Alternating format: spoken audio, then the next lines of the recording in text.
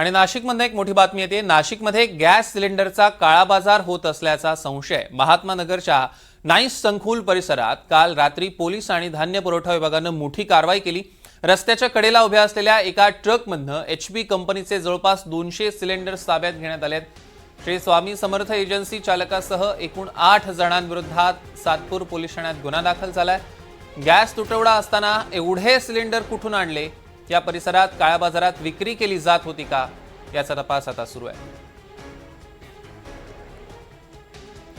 या संदर्भातले अधिकचे अपडेट्स आपण घेणार आहोत। प्रांजल कुलकर्णी आपले प्रतिनिधी आपल्यासोबत जोडले गेले आहेत, त्यांच्याकडनं प्रांजल। सौरभ, नाशिकचा महात्मा नगर परिसरातील नाईस हा संपूर्ण परिसर आहे। सर्व एमआयडीसी हा भाग आहेत आणि इथेच काल सायंकाळी ही कारवाई करण्यात आलेली आहे। नाशिक जिल्हाधिकाऱ्यांना थेट याबाबत कॉल हे गेलेले होते, तक्रार ही गेलेली होती। त्यानंतर जिल्हाधिकाऱ्यांनी सर्व यंत्रणांना याबाबत माहिती दिली आणि तिथे छापा टाकण्यात आला। दरम्यान छापा टाकला असता संपूर्ण इथे जो काही प्रकार सुरू होता तो धक्कादायक होता। जवळपास 3 ते 4 इथे वाहनं उभी होती। एका वाहनामध्ये 158 एचपी कंपनीचे भरलेले गॅस सिलेंडर होते, तर दुसऱ्या एका वाहनामध्ये जवळपास 298 रिकामे सिलेंडर देखील मिळून आलेले आहेत।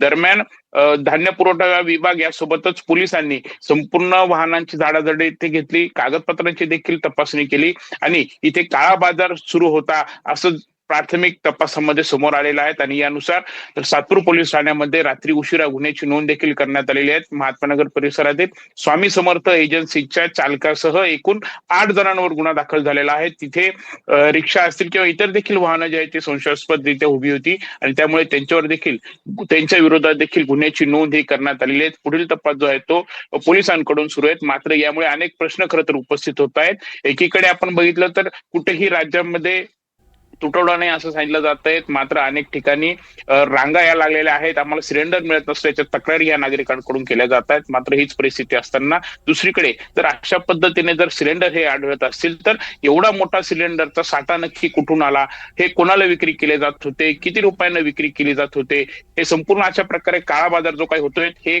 सिलेंडरचं रॅकेटच सध्या काम करतायत का, असे अनेक प्रश्न जे आहेत ते आता उपस्थित होत आहेत। त्यामुळे आता याची उत्तरं मिळणं हे खरं तर अपेक्षित आहेत। पोलिसांच्या तपासामध्ये अजून काय काय बाबी ज्या आहेत तो उघडकीस येत आहेत हे देखील पाहणं तेवढंच महत्वाचं ठरेल। निश्चितच या संदर्भातले अधिकचे अपडेट्स आम्ही प्रांजल तुमच्याकडनं घेणार आहोत। तुर्तास धन्यवाद।